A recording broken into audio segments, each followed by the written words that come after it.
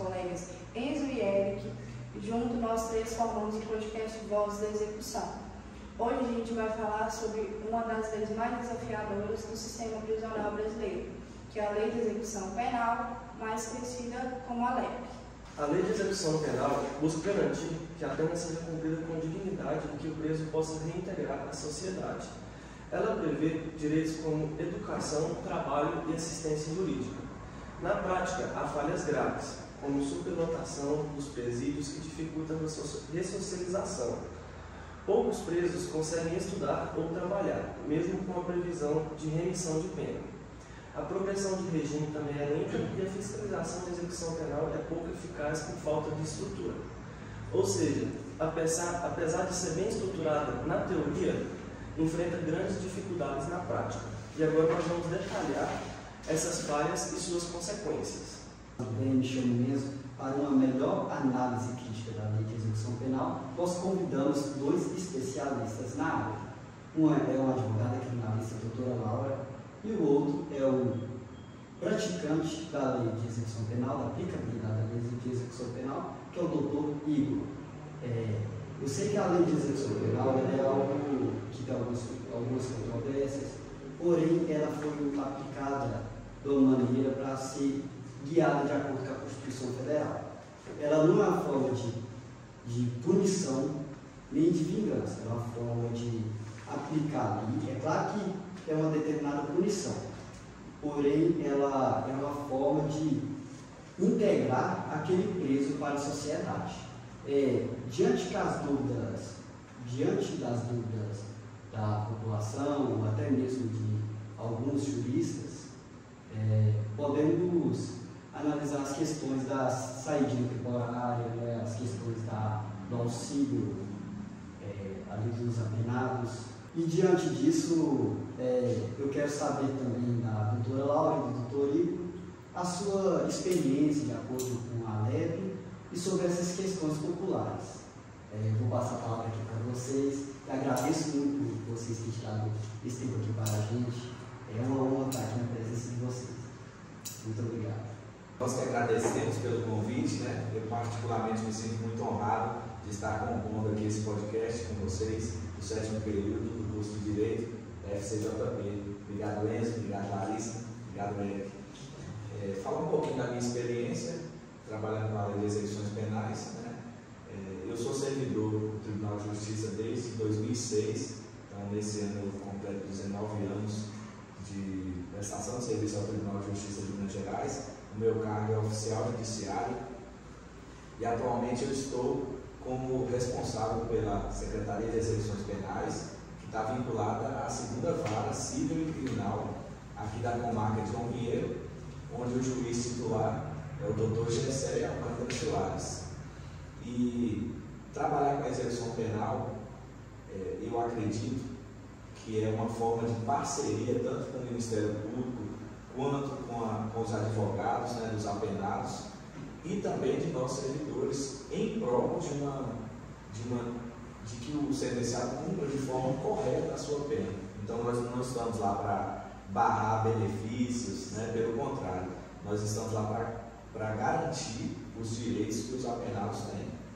Né? Então, nós trabalhamos diretamente com a execução penal, com a LEP, né? A Lei 7.210 de 1984, com a aplicação da LEP. Então, nós não estamos lá, enquanto servidores, para interpretar a LEP, simplesmente para cumprir as determinações do juiz da execução penal e atender, na medida do possível, as famílias dos apenados e os próprios apenados que nos procuram lá quando estão nos regimes que tem uma certa maior liberdade, né? No caso, atualmente, o regime semiaberto e do regime aberto. Então, é uma honra estar aqui com vocês e estamos à disposição para responder as suas perguntas, né? E tirar algumas curiosidades, algumas dúvidas aí das pessoas sobre a execução penal. Olá, inicialmente eu gostaria de agradecer pelo convite, me sinto muito honrada em estar com vocês essa noite e espero poder contribuir de alguma forma. Meu nome é Laura, sou advogada, criminalista e especialista em execução penal. Eu atuo já há 6 anos. Sou pós-graduada em Direito Penal e Processo Penal, formada pela Faculdade de Atenas, na cidade de Paracatu. E antes de advogar, eu trabalhei por 9 anos no Fórum da Comarca de João Pinheiro e também pude compartilhar um pouco dessa experiência, dessa vivência com o Igor, que está aqui ao meu lado. A gente pôde trabalhar junto por um período. E também a gente espera poder contribuir, né, com esse debate aqui, para que seja enriquecedor. Pelas questões populares, vamos começar com algo polêmico. O que vocês têm a falar sobre a questão da saidinha temporária? A famosa saidinha de Natal. Isso é uma questão que gera muita curiosidade e muita revolta em algumas pessoas, né? Principalmente aqueles que desconhecem a lei de execuções penais e até mesmo o direito penal, né? Eu tive a alegria, o prazer de ter trabalhado com a doutora Laura diretamente, né, durante alguns anos e dentro da execução penal. Então, eu considero ela uma professora para mim e temos também a alegria de sermos amigos também.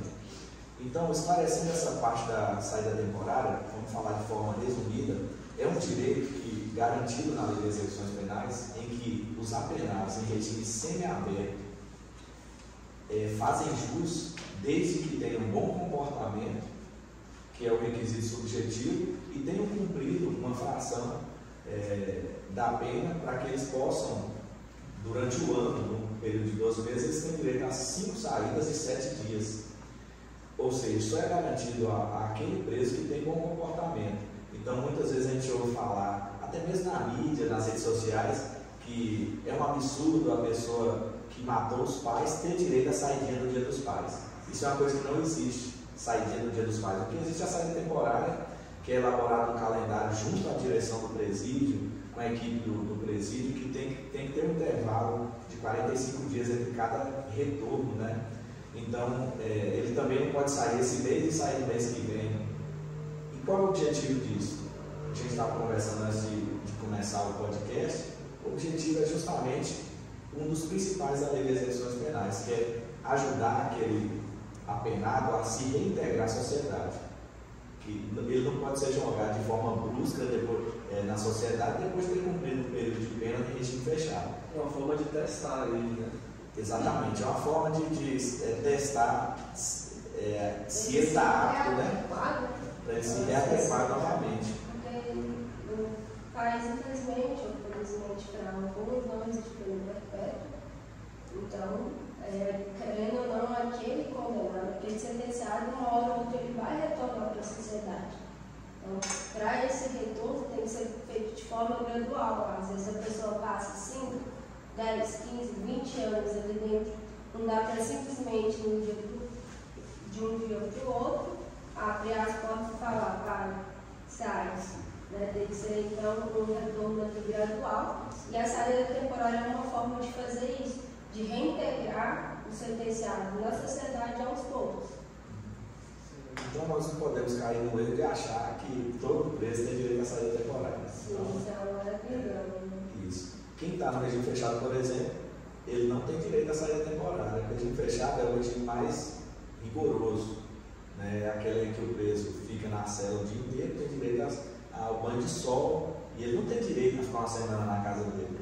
Ele só vai adquirir esse direito A partir do semiaberto. Exatamente. E só para a gente dar um entendimento maior para o pessoal, você falou sobre o calendário, né? Que no início do ano é formado o calendário anual, que são essas saídas temporárias deles.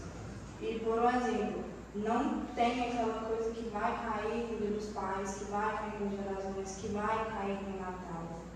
São datas estipuladas que podem vir a cair numa data comemorativa como essas ou não. Exatamente, Larissa. Você já fez a pergunta e já me respondeu em parte.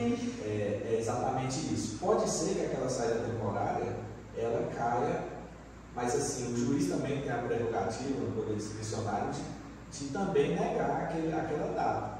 Claro que o advogado vai fazer o papel de tentar, né, estabelecer nas datas convenientes para o cliente, né, mas isso é decidido junto ao presídio e esse calendário tem que ser homologado pelo juiz, depois da manifestação do Ministério Público. quando o apenado escolhe as datas que ele quer sair junto com o presídio, é aberto vista ao promotor para ele falar se ele concorda com aquelas datas. Depois do promotor opinar favorável ou contrariamente, vai para uma decisão do juiz de homologar o calendário.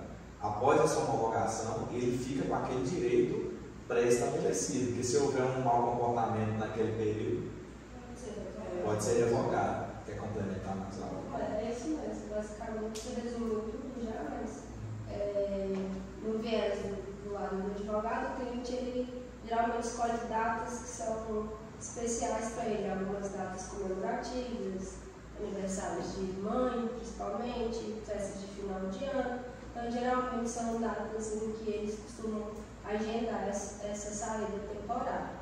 Então, geralmente eles escolhem datas assim, mais especiais, significativas para eles, não são geralmente aleatórias, né? Mas desde que respeitar todos os requisitos que o Igor falou. E já abarcando um tema também, as pessoas gostam de falar saidinha de Natal, ou saidão do Natal, que é outro termo que não é técnico, mas é popular e é utilizado. Existe já meio que atropelando aqui, o tal do indulto natalino. Isso aí já é uma outra questão, né? Não é a saída temporária. O presidente da República ele tem a prerrogativa de baixar um decreto libertando alguns presos, e isso mediante critérios, né? Ele vai olhar os critérios, claro que é assessorado, né, pelo corpo jurídico e tal. Desde que tenha bom comportamento e que esteja normalmente acima. Não, ali no caso do pode ser até fechado. indulto, o regramento é diferente. Cada decreto de indulto ela tem seus requisitos próprios.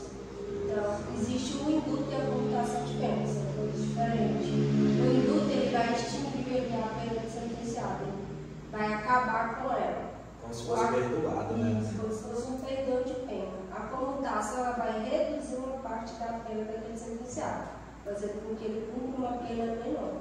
Então, dentro desse decreto é sempre previsto o indulto e a comutação, que às vezes também se confunde muito, mas são institutos diferentes.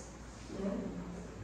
Doutora, dá um exemplo assim, de um indulto, assim, como que um dos critérios que pode ser para ficar mais claro, assim, por exemplo, mães com filhos até 5 anos que não tenham cometido crime com violência, um exemplo assim. Geralmente os requisitos, cada decreto ele concede indulto ou comutação para determinados crimes. Então, quem cometeu crime contra a violência doméstica não tem direito a indulto. Crimes hediondos também não tem direito a indulto, nem a comutação. Então, essas regras geralmente são gerais para os dois, né? Então, crimes hediondos não tem direito, nenhum crime hediondo. Crimes cometidos geralmente com violência grave e ameaça também não tem. Contra as mulheres também não tem. Geralmente não, em todos os decretos, precisa ter um bom comportamento também carcerário, que é analisado um ano antes. Então, não é análise só naquele período, é analisado um ano antes, desde da data da promulgação do decreto, eles analisam de forma retroativa. Então, se foi promulgado em dezembro de 2024, o sentenciado não pode ter cometido nenhuma falta de dezembro de 2023 até dezembro de 2024, dentre outros requisitos. Então, geralmente, os crimes que mais têm computação ou indulto seriam os crimes mais simples, como furto, algum crime de trânsito, mas é necessário analisar sempre detidamente cada caso, para verificar se aquele cliente ele se enquadra nos requisitos para ter direito a algum desses benefícios. Não é automático também. Eu toquei nesse ponto porque a gente está falando sobre o que a sociedade pensa em geral. A gente escuta sempre no fim do ano assim, agora vai abrir as portas da cadeia, vai ter o indulto natalino. Mas lembrando que tem que preencher requisito. Então, por exemplo, é quase impossível sair uma pessoa de alta periculosidade latente naquele período, porque né, o cara pode ter sido perigoso no passado, mas pode ter se recuperado, se regenerado. Então, por isso que eu toquei nessa parte do indulto. Só de não ser concedido para crimes hediondos, ali já diminuiu uma boa parcela. Então, assim, não são todos, é a minoria que vai ter algum, vai ser concedido indulto. ou a comutação de pena. Certo. Vocês tocaram em um ponto muito interessante, que é a questão de soltar ele em ambientes familiares, né, ali, nessas datas comemorativas, que ele também tem matar a saudade, encontrar com a sua família, e entre outros. Porém, vocês falaram da questão do regime fechado. O regime fechado, a gente tem que entender que ele é um sistema de restrição do meio de locomoção. Porém, se não tiver esses testes do apenado sair, de um convívio com a sociedade, pelo menos um leve contato, isso pode acabar prejudicando se ele tiver esse contato. Porque imagina, ele manter lá 20 anos sem sair, sem nenhum contato, diante da tecnologia, atualizações global do mundo, e ele volta para o mundo, sem nenhum conhecimento dessa atualização. Para ele ser reincidente, a probabilidade é muito maior. E sobre essa questão da reincidência, qual é a causa para essa reincidência, do que acaba influenciando para essa reincidência, e como poderia melhorar diante da sua experiência de vocês? Olha, o fato que você citou sobre o regime fechado, a gente tem que lembrar que o sistema penal brasileiro ele prevê a progressão gradual da pena. Então, a pessoa, conforme o crime, ela vai cumprir determinada fração de pena e vai para um regime menos gravoso, né? A gente fala assim. Então, ele vai primeiro para o semiaberto, depois para o aberto. Não existe o fechado, integralmente fechado. Há um tempo atrás existia, aí a lei evoluiu e agora tem inicialmente fechado. Não existe mais um cara que vai ficar a pena inteira fechada. Isso no Brasil não existe. Em relação à reincidência, o que a gente observa? Um dos fatores, a meu ver, que contribui para a reincidência é o preconceito da sociedade com o egresso do sistema penal. Eu acredito que seja um dos fatores principais. Até porque nós vivemos numa sociedade por si já preconceituosa, né? E a maioria das pessoas não tem esse conhecimento de qual o objetivo da lei penal brasileira, né? Quando nós falamos da lei penal, nós estamos falando justamente de um sistema que prevê, que busca, um dos objetivos é a ressocialização do preso. Significa isso, a reinserção desse ex-detento, digamos assim, na sociedade, né? Isso, nós precisaríamos aí de políticas públicas que contribuíssem para que essa reinserção fosse menos dolorosa, menos traumática, tanto para o próprio preso quanto para a sociedade. Quando nós falamos assim, parece que nós estamos falando de um mundo utópico, né? Quando a gente fala de direitos humanos, já vai ter gente que vai falar, não, direitos humanos para humanos direitos. Isso, né? Mas assim, eu sempre gosto de conversar com a doutora Laura sobre isso, quando é na família do outro. Você não quer direitos humanos quando é na outra família, mas todos nós estamos sujeitos a cometer alguma transgressão penal, né? Todos nós temos parentes, né? Então você imagina se acontecer algo, se você flagrar alguém agredindo sua mãe, sua avó, seu irmão. Então nós somos aí criminosos em potencial. Nós somos humanos, estamos passivos de erro. Então, o que seria ideal? Seria que essa reinserção fosse de forma efetiva. Claro que é muito difícil, né? Mas hoje, por exemplo, nós demos o exemplo da tornozeleira eletrônica. É um sistema, em tese, eficaz, né, de monitoramento. Em tese. Porque para a reinserção, não, né? Para a reinserção atrapalha, porque você vê uma pessoa de tornozeleira, você que é um empresário, fica difícil, você não sente a vontade de dar uma oportunidade. Só que, assim, existem meios do poder público viabilizar isso, né? E até existem programas de incentivo à empresa a contratar ingresso, só que é de forma muito tímida ainda. Então, eu queria passar a palavra para a doutora Laura para ela contribuir com a interpretação. Mas eu concordo todo o mesmo pensamento que a grande dificuldade mesmo que o egresso sofre é o preconceito da sociedade, a dificuldade também da estrutura familiar, às vezes não tem um suporte familiar adequado, Às vezes muitos saem, não tem nem para onde ir, uma residência, não tem perspectiva de trabalho, não consegue trabalho fácil.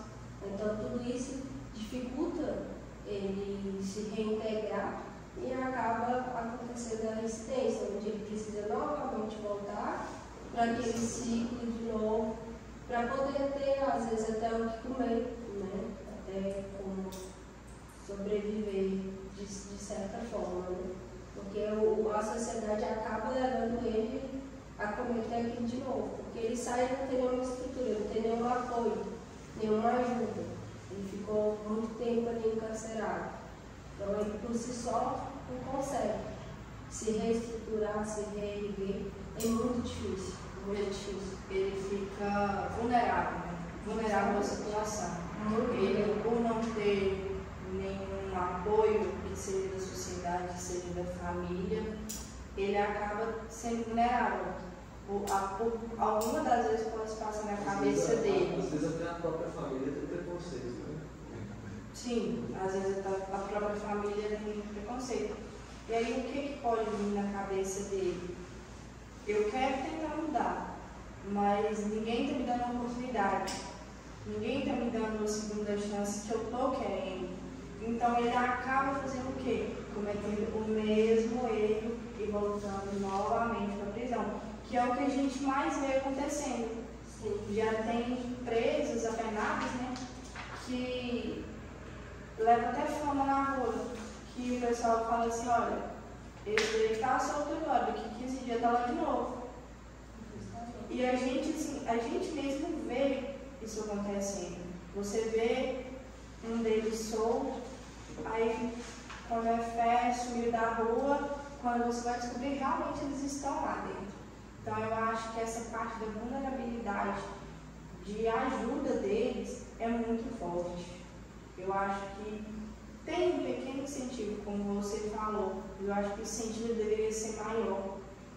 Então, a gente deveria procurar, né? Melhorias, como está procurando cada vez mais para ganhar um movimento maior e acabar com essa taxa.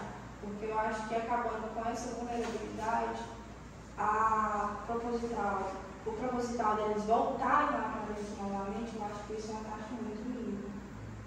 A lei de execuções penais, eu acho ela uma lei, assim, no papel, ela é bem elaborada, é uma lei que bem elaborada, está sempre em aperfeiçoamento. Só que a gente sabe que sempre pode melhorar. E um dos pontos seria, não só na lei, mas uma boa vontade do poder público em viabilizar mais oportunidades para esses egressos, para que cumpram o objetivo que é a diminuição da reincidência. Porque um dos objetivos da lei de execuções penais é justamente acabar com a reincidência, mas isso aí já é uma coisa quase que impossível, porque além dessa falta de oportunidade, também existe a questão, nós não vamos também sonhar, né, que existe a questão da má índole também, da inclinação para o crime, só que assim, todo ser humano, ele pode se regenerar, né, mas o entorno dele tem que contribuir também e ele também tem a vontade, porque não é só isso não é só, é muito mais complexo do que a gente imagina, né, mas essa poder público, políticas públicas poderiam ser feitas para diminuir a reincidência. Inclusive a própria LEP, ela prevê a assistência ao egresso, mas que infelizmente não existe aqui na prática, né? Ela prevê até, se necessário, a concessão de alojamento, alimentação, estabelecimento adequado pelo prazo de 2 meses para poder ajudar esse egresso a se reintegrar na sociedade, a conseguir um trabalho, né? Então, na lei existe formas de conceder essa assistência, mas infelizmente na prática, pelo menos aqui, na nossa realidade, na nossa cidade, não existe nenhuma forma de incentivo ou assistência. Sim. E assim, é igual vocês falaram, a letra tem por objetivo a reintegração desse apenado, desse preso para a sociedade.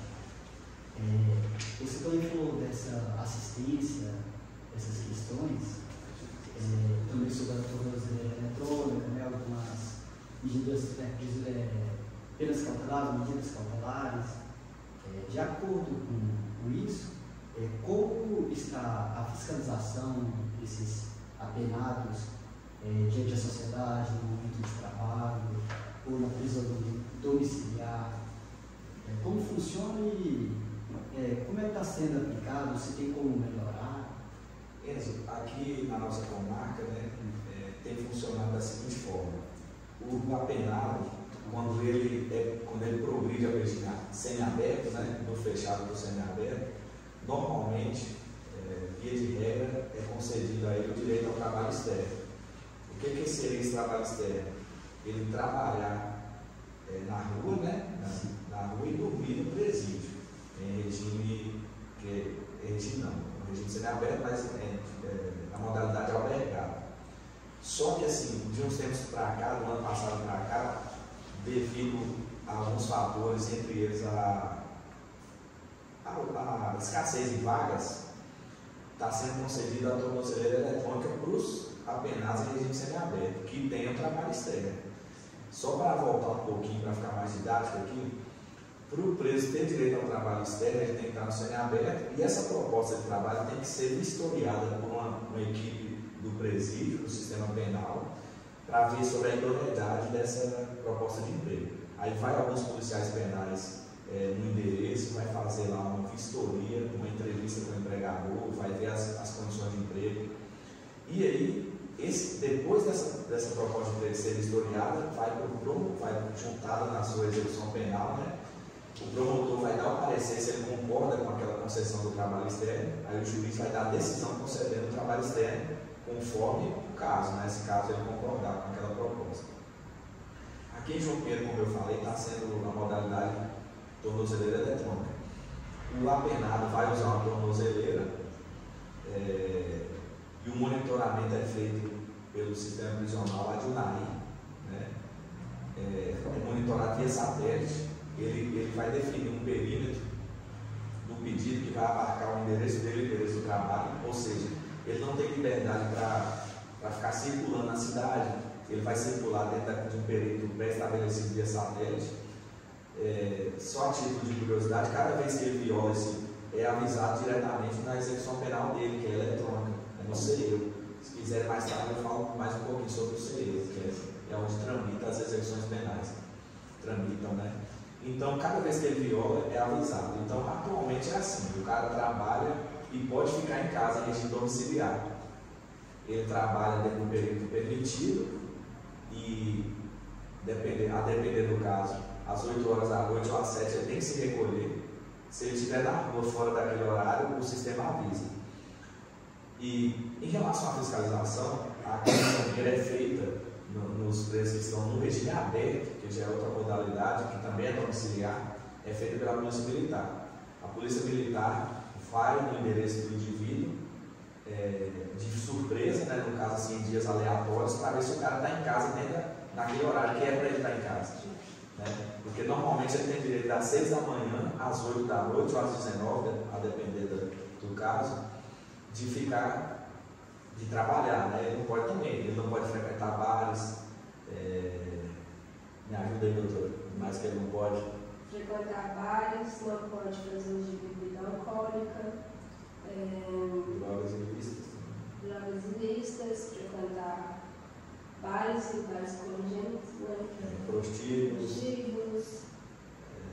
de moral duvidosa. Tem que apresentar trabalho lícito no prazo de 30 dias, comparecer mensalmente ao fórum. Aí a Polícia Militar ela faz essas visitas em dias esporádicos. Se a polícia não encontrar, ela junta um RED, boletim de ocorrência, na execução penal, e é oportunizado a justificar, porque pode ser que ele precisou levar alguém no hospital, alguém da família dele passou mal, ele precisou sair fora do horário, então é oportunizado a justificativa. Uma única vez. A justificativa é só uma vez. Não tem limite, não. Não tem limite. Não tem. Porque imprevisto pode ocorrer a qualquer Pode hora. ocorrer a qualquer hora. E assim, quem fiscaliza em João Pedro é a Polícia Militar. E tem sido, para a execução penal, satisfatório essa fiscalização. Poderia ser mais rigoroso se tivesse mais contingente humano, né? Porque nós temos mais de 1.000 apenados hoje só no regime aberto. Então, no regime aberto, a abarquei também restritiva de direito, que é outra modalidade, né, que não é privativa de liberdade. Então, nós temos mais de 1000. Então, você imagina a polícia ter que ir no endereço de todo mundo ver se está. Então, assim, é muito eficaz de acordo com as condições que a polícia militar tem. Falando também sobre assistência educacional e social, eu acho que é uma dúvida para muita gente, para nós também. O que vocês têm a falar para a gente sobre essa questão? Em relação à assistência social e educacional, seria melhor se nós tivéssemos aqui alguém do presídio, né, local, para responder. Mas nós vamos falar do que a gente tem conhecimento, né, de forma externa. Eu sei que tem uma escola estadual que mantém lá, vamos dizer assim, um braço da escola lá dentro, que fornece educação para quem queira, né, lá dentro do presídio. Os presídios estão em fechado, eles têm essa oportunidade de estudar. Os anos iniciais, né? Os anos iniciais. E essas horas estudadas lá geram um outro direito previsto na lei, que é a remissão da pena, que não é, que muita gente confunde com perdão, né? O perdão seria remissão com 2 S, né? E no caso é a remissão do C cedilha, que parece estranho, parece uma palavra que está até errada, mas ela é uma palavra, é a remissão com C cedilha, que significa desconto de algum tempo da pena. Então, no caso do estudo, para cada 12 horas de estudo, ele tem direito a 1 dia de desconto da sua pena. Também esclarecendo que não é descontado do quanto da pena, é o período para ele adquirir o próximo regime, né? Não vai diminuir a pena dele, vai diminuir o período que ele vai ter que cumprir até chegar no próximo regime. Como pena cumprida. Sim. Como pena cumprida, um dia a mais ele cumprir. Adianta a progressão. Isso aí né? adianta, porque consequentemente ele vai progredir mais rápido. Então, se ele cumprir mais rápido, ele vai progredir mais rápido. Então, quanto mais ele estudar, mais ele vai ter direito à remissão e, consequentemente, ele vai alcançar o próximo benefício. Que tecnicamente é o requisito objetivo, que é justamente a data, né? Existe um termo que nós usamos muito, que é a data base, ou data marca, né? Que quando o cara é preso, aquela data marca, que vai, a partir dali que vai contar para ele adquirir o próximo, ele alcançar o próximo regime. Essa data marca pode mudar, se ele cometer uma falta grave, passa a ser aquela data da falta grave, que é uma outra coisa muito interessante da execução penal. A partir dali, desde que o juiz homologue a falta, né, doutora? Essa falta ela é julgada no processo administrativo disciplinar dentro do presídio e o juiz pode. Posteriormente, judiciário também. Aí vai ouvir a justificação. Analisar se aquela falta realmente é uma falta grave, média, né? E é oportunizado a ele se defender, né? Nessa hora que um dos momentos que a figura do advogado entra em cena de forma indispensável para a administração da justiça, né? Na defesa do sentenciado. É o termo que um dos termos que nós usamos para nos referir à pessoa em cumprimento de pena. A gente usa sentenciado, reeducando, apenado, né? E conforme a gente usa esses termos. Em relação à assistência social. Em relação à assistência social, tem assistente social no presídio e é garantido também, não só aos presos que cumprem pena, mas também aos presos provisórios, a visita da família.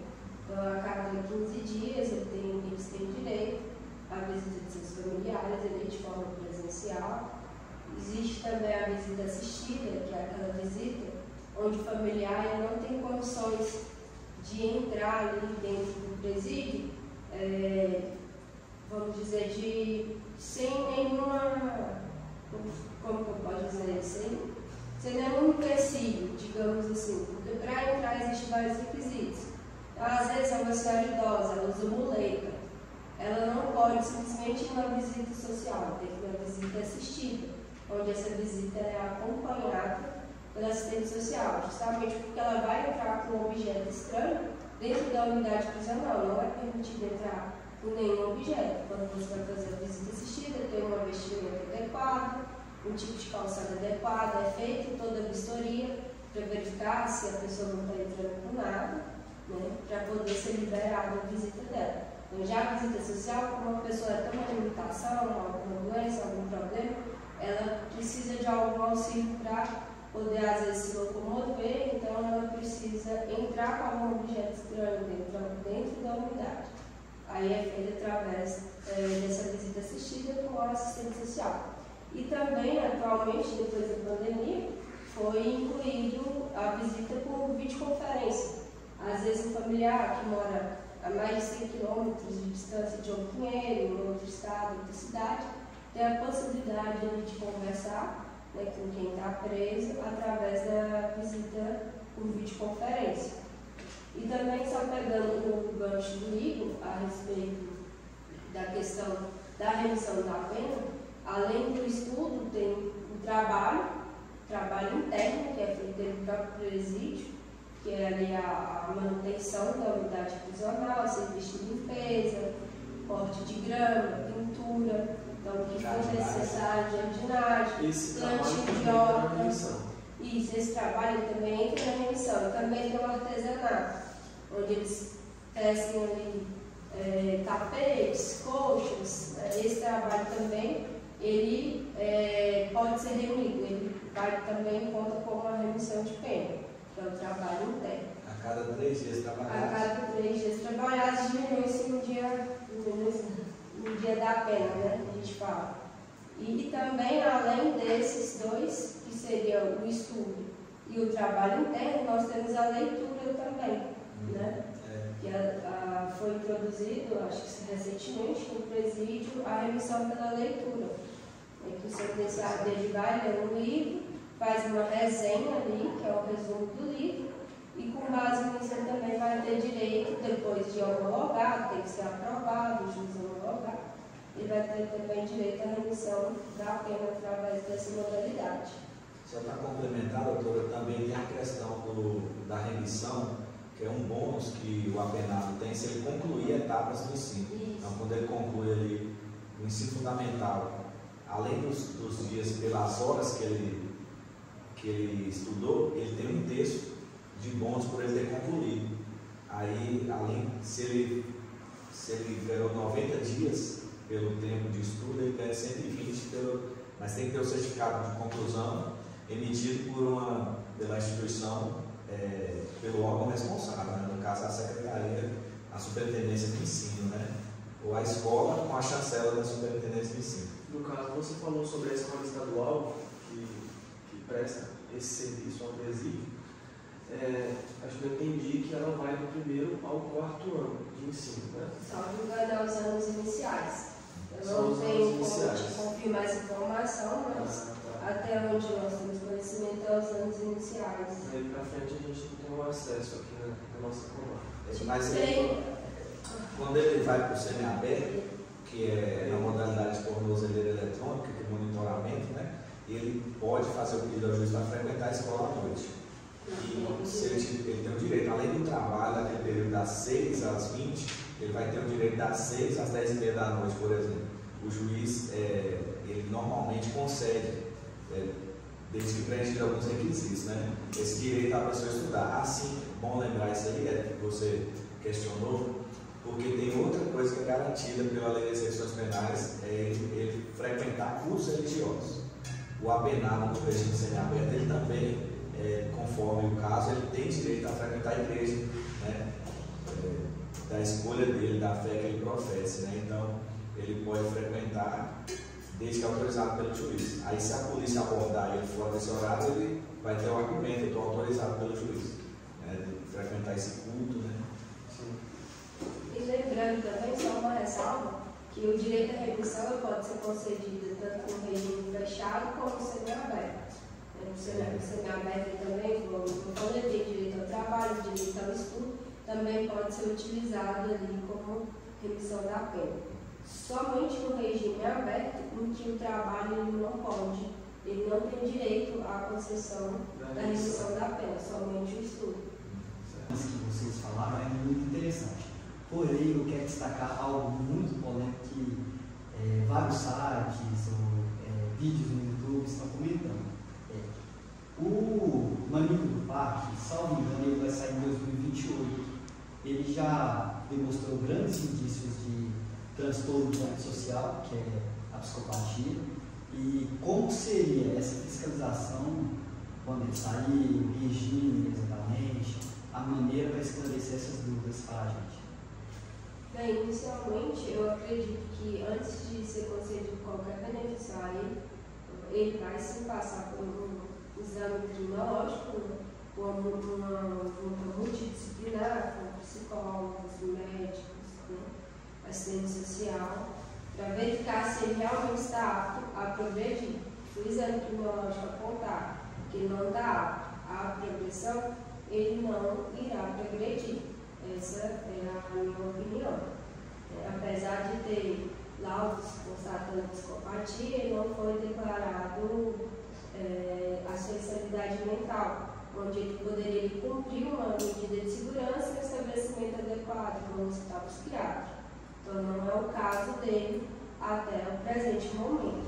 Então, antes de qualquer concessão de benefício, com certeza ele vai passar por esse exame criminológico para verificar se ele está realmente apto a progredir.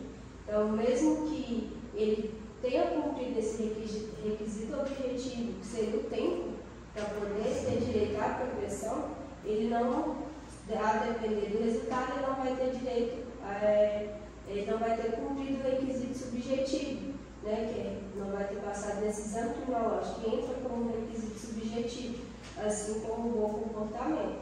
Então, nesse caso, a progressão de regime dele pode ser negada, sim. Ou seja, a notícia baseou-se, a meu ver, no requisito objetivo, né? Que existe um documento que eles trabalham na execução penal que chama-se atestado de pena. Lá vem as informações básicas do cumprimento da pena, entre elas, quando que a pessoa terá direito a ir para o regime mais brando. Então, essa notícia, esse documento, em tese, é público. No caso do CEU, que é o sistema que a gente trabalha em Minas Gerais, nós não temos acesso a esses casos midiáticos. Né? Por exemplo, João de Deus, o Gistoff, né? Corre segredo de justiça. Corre segredo de justiça. Até mesmo pela alta demanda, pelo alto acesso ali, em regra seria público, igual eu está falando. Mas o juiz pode decretar sim, por questões óbvias, né? Repercussão. Pela repercussão. E no caso, pelo que eu vi da notícia sobre o Francisco de Assis Pereira, baseou-se a notícia no requisito objetivo, porque qualquer advogado ou alguém que tem um traquejo jurídico, ele consegue fazer essa conta, pegando a data que ele foi preso, ou se tiver acesso às remissões, que ele deve ter remissões, porque ele estava preso há muito tempo, se não me engano foi em 98 que ele foi preso, por ser um serial killer, né, em São Paulo, e aí a pessoa deve ter se baseado no requisito objetivo, mas como a doutora Laura falou, isso depende de exame criminológico, e nesses casos é certeza que eles vão providenciar esses exames, né? Para poder ver se coloca ele para o próximo regime, que seria, no caso, o CNAP. Quando a gente fala vai soltar, parece que vai ficar em liberdade, né? O que aconteceu com o bandido da Luz Vermelha, já é um caso um pouco mais antigo, que ele ficou a pena, a gente fala pena máxima, mas não é pena máxima. Ele ficou o tempo máximo que uma pessoa podia ficar naquela época, era os 30 anos. E era um serial killer também, o bandido da Luz Vermelha, que no dia que ele foi posto em liberdade, se eu não me engano, foi no mesmo dia, no dia seguinte, ele foi morto. Alguém que queria fazer justiça, né, foi linchado. E aí, porque na época só podia ficar 30 anos no máximo. Eu acredito que agora me parece que são 40 anos. Mudou sim, mas a lei não pode retroagir para prejudicar o réu. Então ela só vai ser aplicada para quem for condenado após essa nova publicação da lei. Não pode retroagir. Então essa notícia sobre o manejo do parque, ela tem que ser analisada com mais cautela, até porque nós não temos acesso aos autos mesmo. Sim. Mas ao que parece é que está se analisando o requisito objetivo, que é o tempo. Sim. Tem outra situação também que eu quero destacar, que é a situação que é um dos maiores problemas do Brasil, que é até um estado de calamidade pública, que é a questão da superlotação. Eu fiz algumas pesquisas e algumas revistas relatam, como a revista Agência Brasil e os dados da Sinamp, não sei se é assim que fala. Lá relata que está em primeiro lugar São Paulo e Minas Gerais está no segundo lugar, com o maior número de encarcerados, sendo acima do próprio Rio de Janeiro, que é considerado um dos estados mais violentos do Brasil. Diante isto, João Pinheiro está incluído nessa superlotação? Qual seria a quantidade de presos aqui em João Pinheiro e se a estrutura está adequada ou necessita de alguma melhoria, alguns avanços? Enzo, a questão da superlotação de presídios é uma realidade nacional, né? Sim. E Minas Gerais não foge à regra e João Pinheiro tampouco, né? João Pinheiro conta, salvo engano, se eu errar vai ser por pouco, conta com 194 vagas para detentos, o presídio de João Pinheiro, e está atualmente com 297 internos, né? Sim. Ou seja, está superlotado. Como se trata de presídio, o ideal é que só estivessem recolhidos presos temporários. Não é isso, doutor? Isso. E aí, porque a penitenciária que é o local adequado, o estabelecimento adequado para o cumprimento de pena. Em João Pinheiro nós temos presos das mais diversas modalidades, né? Verdade. Os presos em flagrante, por exemplo, são encaminhados para o presídio, e também presos em cumprimento de pena, inclusive vêm transferidos seus locais conforme a necessidade, né? Então aqui em João Pinheiro já, a meu ver, comportaria a existência de uma penitenciária, que aí sim é um local adequado para as pessoas condenadas cumprirem suas penas, né? Então está superlotado, mas é uma realidade nacional, né? Então, mas em relação à estrutura do presídio aqui de João Pinheiro, as notícias que nós temos é que a estrutura é boa, conforme as condições, né? Não para a pessoa cumprir pena, mas para estar presa de forma aguardando sua sentença, né? Ou preso de forma provisória. Agora, para finalizar, né, que a gente já estendeu muita conversa, muito conhecimento, qual seria o seu ponto de análise crítica da Alep, de vocês dois, e aonde esse ponto crítico e como deveria fazer o Estado, o próprio município, para melhorar, seja na fiscalização ou na lei, nas questões gerais da Alep? A lei de execuções penais ela é uma lei que tem mais de 40 anos. Sim. Né? Esse ano ela está completando 41 anos. Ela sofreu alterações ao longo da história, ao longo do tempo, da evolução do direito penal brasileiro. E ela em si, a meu ver, é uma boa lei, uma lei bem elaborada, e foi modificada recentemente pelo conhecido pacote anticrime, né? Sim. E mudou a questão das porcentagens para a progressão de regime conforme o crime. Mas uma coisa que seria interessante, a meu ver, para maior eficácia da lei, para cumprir os seus objetivos de ressocialização, seria, entre outras medidas, a criação de políticas públicas que viabilizassem a ressocialização. Né? Verdade. E aí já entraria aí um trabalho multidisciplinar também, né? Com a contratação de mais profissionais qualificados, tanto em quantidade quanto em qualidade. Sim. Né? E um dos exemplos disso aí seria a abertura de mais colônias agrícolas, né? Porque nós sabemos que pela Constituição a legislação brasileira proíbe trabalhos forçados. Mas a colônia agrícola não tem esse viés de obrigatoriedade, né? Para quem quer, para o preso que deseje trabalhar para, entre outros fatores, obter remissão da pena. Então, a LEP, o que ela, a meu ver, tem a evoluir é no sentido de promover meios de maior ressocialização, porque a ressocialização adequada ela vai fatalmente prevenir a reincidência. Verdade. No ponto de vista teórico, eu compactuo com o que o Igor nos relatou aqui, mas em questões práticas, eu acredito que destoa muito. Uma coisa é o que está lá no papel, muito bonito, muito bem escrito, redigido, mas a eficácia na prática ela não é tanta.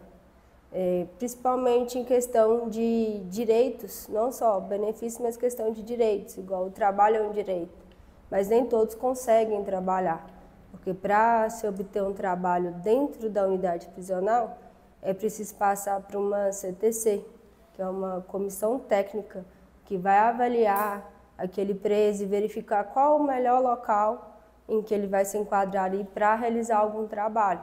Então, peca muito, infelizmente ainda, por não ter toda a estrutura adequada, né? Então, o preso ele acaba tendo maior dificuldade ali em ver seus direitos garantidos. E a questão também, quando ao egresso, né, ele se esbarra aí na dificuldade de poder, né, ter a oportunidade mesmo de trabalho, às vezes estrutura familiar, para poder se reintegrar na sociedade e reconstruir sua vida. Considerando esses pontos que você falou da eficácia, nós podemos considerar a LEP, então, hoje em dia, como uma lei vigente, porém não eficaz.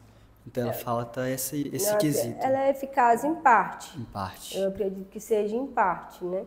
Ela garante, sim, os direitos, mas nem sempre aqueles direitos podem ser aplicados daquela forma. Justamente porque falta essa estrutura adequada, né? Igual se tivesse uma penitenciária aqui, que é o local correto, em que o sentenciado deveria cumprir a pena, com certeza a estrutura seria maior, os direitos seriam melhores garantidos. Mas ela tem, sim, ao meu ver, muita eficácia. Porque até se não tivesse uma lei como essa, né, não estaria respeitando os direitos constitucionais desses apenados. Sim, precisa ter todo um regramento. Sim. A pessoa foi condenada, então ela precisa saber e ter ali como cumprir aquela pena. Ela foi condenada há tantos anos, mas ela precisa ter ali seus direitos e deveres garantidos e resguardados. E praticamente é isso, terminamos. Agradeço muito pela presença de vocês, imensamente mesmo, por vocês terem tirado esse tempo aqui para compartilhar esse conhecimento com a gente. Eu que agradeço novamente pelo convite, fiquei muito feliz e honrada. Espero ter contribuído de alguma forma e fico aberto a novos convites futuros. Sim. Muito obrigada. Se vocês quiserem estar passando o Instagram de vocês também, pode estar falando. Bom que divulga, né? Caso alguém tenha dúvidas. O meu é @lauradaniele.be. Sim. Pode seguir lá no Instagram. Beleza. E o seu, Igor? Eu também agradeço pela oportunidade de estar aqui, né, falando como que é a realidade, né, da aplicação da LEP, porque muitas pessoas têm curiosidade, muitas críticas, muito preconceito, né, sobre os direitos dos sentenciados. Então agradeço de coração você, Eric, Larissa, Enzo, obrigado pela oportunidade, pelo convite. Estou sempre à disposição para convites futuros também. Agradecer minha colega, minha amiga, doutora Laura. Eu que agradeço. Pela parceria de sempre. Foi uma honra. A honra foi minha. E o meu arroba é @igor.sales.83 no Instagram. Beleza. Então é isso, pessoal. Se vocês gostaram, já curte, já compartilha e deixe sua opinião aqui nos comentários para a gente também saber o que vocês acham, porque a sua voz também importa nessa discussão para a gente. E a gente quer muito saber também o que vocês acham. Esse foi o Voz da Execução. Até a próxima.